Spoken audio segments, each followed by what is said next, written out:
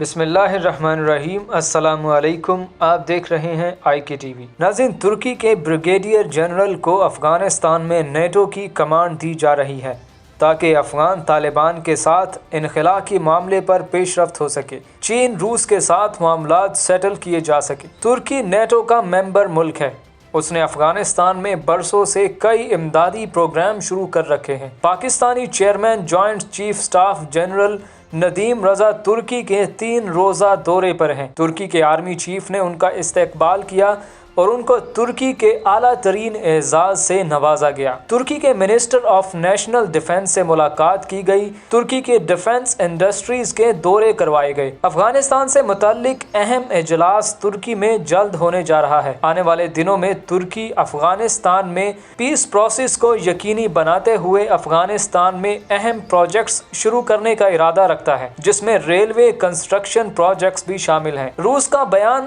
آیا ہے کہ افغانستان میں ترکی کے ساتھ مل کر چلنے کو تیار ہے۔ بھارت کو خطرات لاحق ہو چکے ہیں کہ اب ترکی بھارت کا متبادل بن سکتا ہے۔ نیٹو ممالک کی کوشش ہے کہ روس کو روکنے کے لیے ترکی کو آگے لایا جائے، جبکہ ریجنل گیم بہت پیچیدہ ہو چکی ہے۔ ناظرین، موجودہ وقت رائز آف ایسٹ کا ہے، یعنی بھارت اب امریکہ اسرائیل کو مقبوضہ کشمیر میں بیسز بنانے کی دعوت دے رہا ہے۔ بھارت چاہتا ہے کہ امریکہ اسرائیل مقبوضہ کشمیر سے چین کو قابو کرے۔ بھارت روایتی جنگ کی مکمل تیاری کر چکا ہے۔ بھارت کی کوشش ہے کہ اب کی بار روایتی جنگ پاکستان کے شہروں میں لڑی جائے۔ پاکستان کو ایسٹرن اسلامک بلاک میں رہنا ہے۔ ایسٹرن بلاک چین، روس اور اسلامی بلاک میں صرف ترکی۔ اپنے آپ کو بڑی روایتی جنگ کے لیے تیار رکھنا ہوگا۔ یہ بات ذہن نشین کر لینی چاہیے کہ اسرائیل کی سیکیورٹی کے لیے پاکستانی ایٹمی ہتھیاروں کی تباہی، چین کی معاشی طاقت کو روکنا، روس کی طاقت کو روکنا امریکہ کا فرض اولین ہے۔ بھارت اس نقطے کو جانتا ہے کہ دنیا کے آبی اور تجارتی راستوں کا کنٹرول بھی ان کا خواب ہے۔ اسلام کے سیاسی تصور، خلافت کے قیام کو روکنا، اس کو تباہ کرنا بھی ان کا خواب ہے۔ اسی لیے امریکہ افغان طالبان سے مزید 4 سے 6 ماہ کا وقت انخلا کے لیے مانگ رہا ہے۔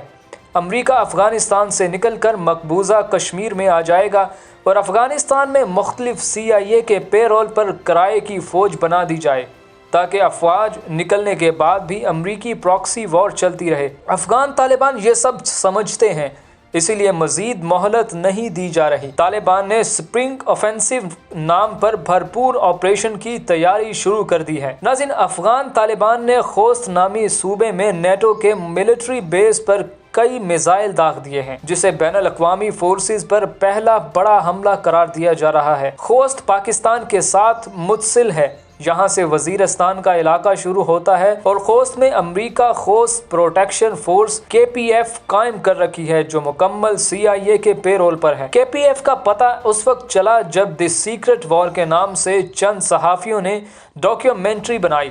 CIA نے پہلی مرتبہ انکشاف کرتے ہوئے کہا کہ پاکستانی بارڈر کے ساتھ متصل صوبے خوست کے اندر CIA کا باقاعدہ ایک یونٹ خوست پروٹیکشن فورس کے نام سے موجود ہے۔ اس یونٹ کا کام طالبان کی جاسوسی، طالبان کو ٹارگٹ کرنا اور پاکستان پر نظر رکھنا ہے۔ یہ امریکی CIA کی پیداوار، کرائے کی فوج، بلیک واٹر قسم کی افغان شہریوں کے قتل، پاکستانی سرحدی علاقوں میں دہشت گردانہ کارروائیوں میں انوالو ہے۔ ان کے مبینہ جرائم کا تذکرہ ہیومن رائٹس کی رپورٹس میں ملتا ہے۔ NDS CIA کے جرائم سے پردہ اٹھانے والے صحافیوں کو قتل کر دیا جاتا ہے۔ کیا اب کی بار طالبان نے اسی یونٹ کو نشانہ بنایا ہے؟ افغان طالبان کا یہ بھی کہنا ہے کہ خوست پروٹیکشن فورس نے دوحہ ایگریمنٹ کی خلاف ورزی کی ہے، خفیہ پروریوں شروع کر دیا تھا۔ معاہدے کی روح سے امریکہ یا اس کی کوئی بھی کرائے کی فوج آپریشن نہیں کر سکتی۔ یہ ہمارا جوابی حملہ تھا۔ امریکہ کی جانب سے افغانستان سے فوجی انخلا میں تاخیری بیان بھی اس وقت سامنے آیا، یعنی اس کی وجہ بنا کہ بھارت NDS نے پاکستان مخالف پروپیگنڈا شروع کر دیا ہے۔ پشاور میں افغان طالبان کا اجلاس طلب کر کے ان کو بھرپور جنگ کے لیے لانچ کیا جا رہا ہے۔ اہم افغانی اسٹریٹجک مقامات پر حملوں کا ٹاسک دیا جا رہا ہے۔ ناظرین، ویڈیو دیکھنے کا شکریہ۔ اللہ حافظ۔